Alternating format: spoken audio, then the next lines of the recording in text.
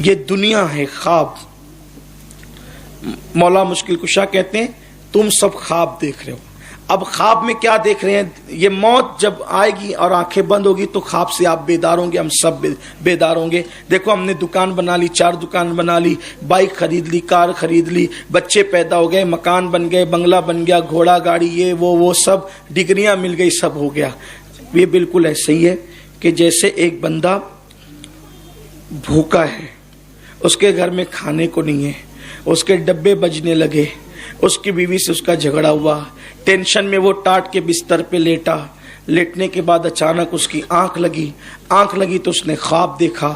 خواب کیا دیکھا کہ میں لندن کا بادشاہ بن گیا, میں نے 1000 ایروپلین خرید لیا, میں نے جو ہے وہ اتنے ہیرے خریدا, جواہرات خریدا, اتنے عطر کے شاپ خریدا, اتنے مال خریدا, یہ خریدا. خوب خواب میں بیچارہ خوش ہے, یہ خریدا. پھر ایک کی بجائے 4 بیویوں سے نکاح کیا, پھر ہر ایک بیوی کو 5 بیٹے پیدا ہوئے, میرا گھر بالکل گجگجا رہا ہے بچوں سے, یہ ہے وہ ہے, اور میں سب خوب مزے لے کر میز کرسی پہ بیٹھ کے کھانا کھا رہا ہوں.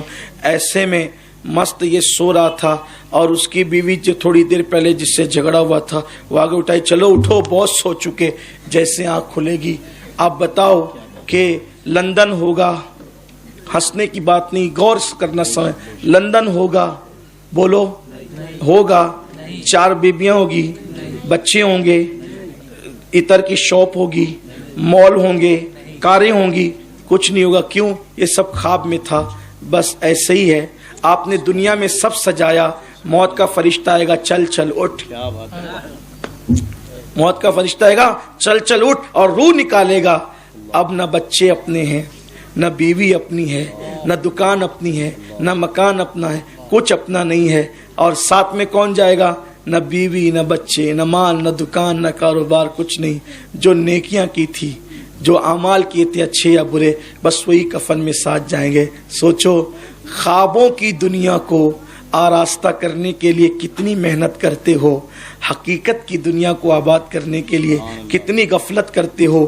آؤ خوابوں کی دنیا کو آباد کرنے کی بجائے حقیقت کی دنیا کو سجانے کی کوشش کریں, اور جو حقیقت ہے اسی کو آخرت کہتے ہیں.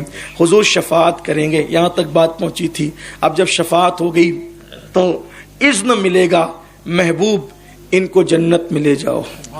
سبحان اللہ, سبحان اللہ. حضور علیہ السلام جنت کی چابی حضور کو دی جائے گی.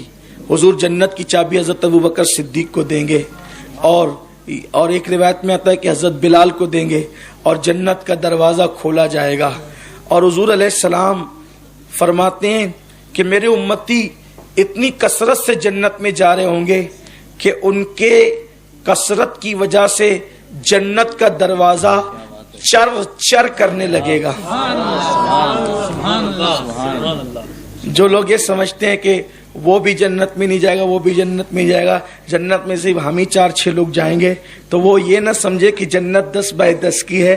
جنت بہت بڑی ہے, وہ چر کریں گے دروازے. اتنی کثرت سے حضور کی امت جنت میں جائے گی, اور جنت کے مالک کی امت جنت میں نہ جائے گی تو پھر کون جنت میں جائے گا؟ بلکہ اور امتیں بھی جنت میں جائے گی تو وہ بھی حضور کے صدقے میں جائے گی.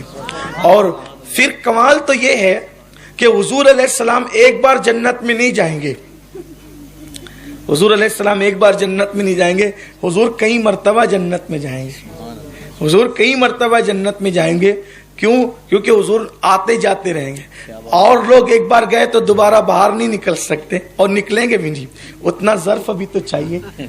جنت چھوڑ کے, قربان, جنت چھوڑ کے نکلنے کا, بھائی کون نکلے گا جنت چھوڑ, لیکن یہ حضور ہیں, جنت چھوڑ کر اپنی امت کے لیے باہر نکلیں گے, اور ان کے لیے کوئی مشکل نہیں ہوگا. وجہ یہ ہے, اس کو یوں سمجھ لیں آپ کہ اس دن حضور مہمان ہوں گے, کیونکہ وہ مالک جنت ہے, وہ مہمان ہوں گے, اور حضور کی امت میزبان ہوگی. حضور میزبان ہوں گے اور حضور کی امت مہمان ہوگی. تو ہوتا کیا ہے کہ کسی کے یہاں شادی ہے یا کسی کے یہاں کوئی فنکشن ہے, اس نے بہت سجایا, قالین بچھائی, شمع جلائی, لائٹنگ لگائی, کمکمے سجائے, ہیلوجن لگائے, خوشبو لگائی, گدے لگائے اور صوفے لگائے.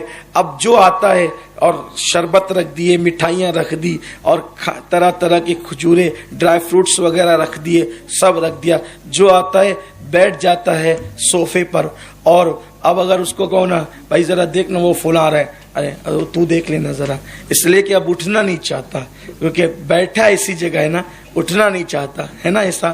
لیکن ایک ذات ایسی ہوتی ہے وہاں کہ جو بیٹھنا نہیں چاہتی, کیا بات ہے, اور لوگ اٹھنا نہیں چاہتے, اور ایک ذات بیٹھنا نہیں چاہتی. وہ ذات کون ہوتی ہے؟ جس کے گھر مہمان آنے والے ہوتے ہیں, وہ بیٹھنا نہیں چاہتی, اس لیے کہ وہ بار بار نکلتی ہے, ابھی وہ فلاں صاحب تو نہیں آ گئے, وہ فلاں تو نہیں آ گئے, وہ فلاں تو نہیں آ, تو وہ لوگوں کے استقبال کے لیے جو ہے وہ قربان جائے.